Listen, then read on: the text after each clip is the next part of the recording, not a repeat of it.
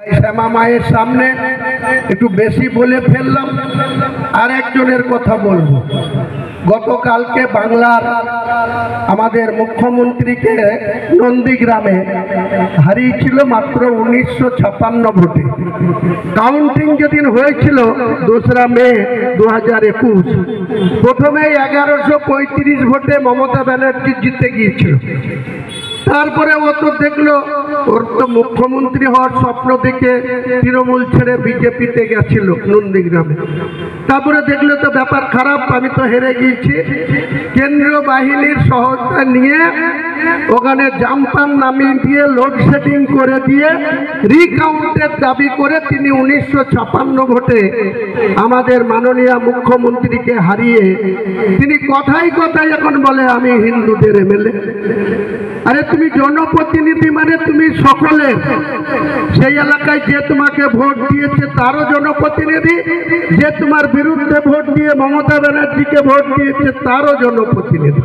কিন্তু সে সব কিছু মানে না। এখানের লোকরা যেমন গায়ে মানে না আপনি মোড়ল, তেমনি উনিও ফুরিয়ে নন্দীগ্রামে মাত্র 1956 ভোটে দাঁড়িয়ে আমি 43,383 মার্জিনে এই রকম দক্ষিণ খণ্ড থেকে শুরু করে ভরতপুর 2 এর 7টা অঞ্চল থেকে 23,000-এর কাছাকাছি লিড নিয়ে 43,383 মার্জিনে জিতেছি।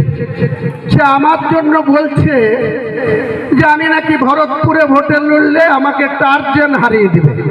টার্জেনের সাথে তোমার চোরে চোরে মাসতুতো ভাই আছো নাকি যে তুমি টার্জেন আমাকে হারিয়ে দিবে?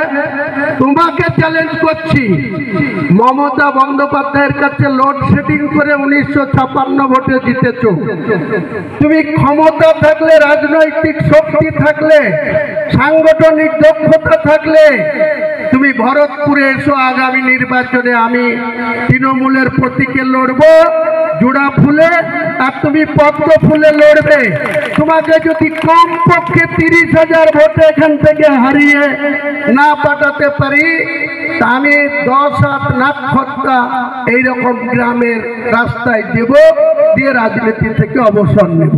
আর তুমি যেদিন হেরে বাড়ি যাবা সেদিন যেন তুমি আর পদ্ম ফুল করে চিৎকার করবা না, হিন্দু হিন্দু করে চিৎকার করবা না। বাংলা বা ভারতবর্ষ নিরপেক্ষ একটি দেশ, সাংবিধানিকভাবে একটা ধর্ম নিরপেক্ষ রাষ্ট্র। এখানে হিন্দু, মুসলিম, জৈন, খ্রিস্টান, ইসাই সব ধর্মের, পাঞ্জাবি, শিখ সব ধর্মের মানুষের সাংবিধানিক অধিকার আছে।